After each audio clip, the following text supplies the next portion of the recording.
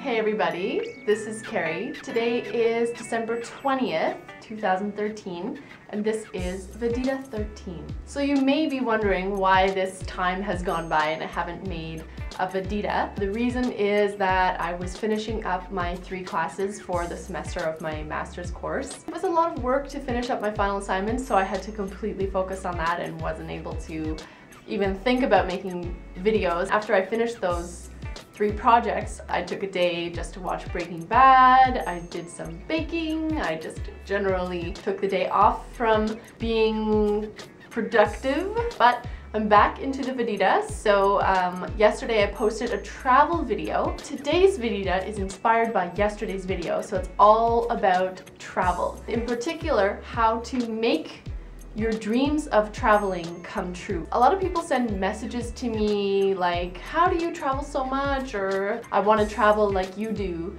and how should I do it?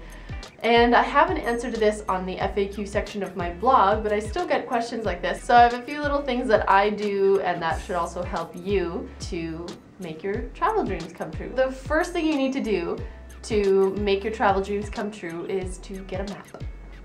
So I was given this as a gift. It's a map on a whiteboard. So you have this pen where you can circle the places that you are interested in going, and you can make little notes, like me deciding that perhaps New Zealand would be a good place to go in 2014. So I'm just kind of using this as a place to sketch my travel plans for the next year.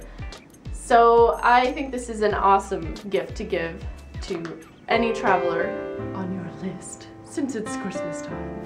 You need to get a map. You can use Google Maps, you can just use a physical map. I'm pointing because there is a map on my wall. So once you have your map, all you do is you stare at it and you see which places are interesting to you. I'd like to go there. I've never thought about that. Or I wonder what food tastes like in that place. Let yourself get curious about the world. The next thing you have to do is go to the bookstore and go to the travel section. I've made a video before from the travel section. It's my favorite place in the bookstore because you just get to see pictures from all over the world and you can kind of dream about the trips that you might want to take. You can also look at travel magazines, like the National Geographic Traveler magazine is really interesting. You'll find so much inspiration for travel, you won't even know where to go first. The next thing you do once you've decided on a place that you're interested in, just search for flights. Searching doesn't cost anything. I wrote a blog post about how I find my flights. I'll link the blog post for you. Just see approximately when you would want to go and approximately what the cost is. Flights always go up and down in price, so what you see might not be the actual price. It might be cheaper or more expensive. Once you know that, maybe a flight to New Zealand is 1,800 round trip from Toronto, I don't know, maybe more than that actually, then you can start to imagine, okay, what kind of money would I have to save per month if I wanted to buy that flight in August of next year? Start to make little adjustments to your daily life to budget for a flight. Maybe instead of buying yourself a coffee every day when you go to work, bring a bottle of water and drink water instead. Or you could make a coffee at home or make a tea at home, and even that will save you, I don't know, maybe 20 bucks a week. So it's just about like prioritizing that you want travel to be the thing where your money goes in your life, and for me that's how it is. So I don't really go clothes shopping a lot, I don't really buy myself things a lot. Like I spend a lot of money on textbooks and tuition right now, but I don't spend that much money on myself daily, although sometimes I get manicures. I like to shop though, so I'll go to stores and I'll look at things that I might want to buy. Then I'll say, okay, so this skirt is $45, or could I use that $45 to stay 2 or 3 nights somewhere?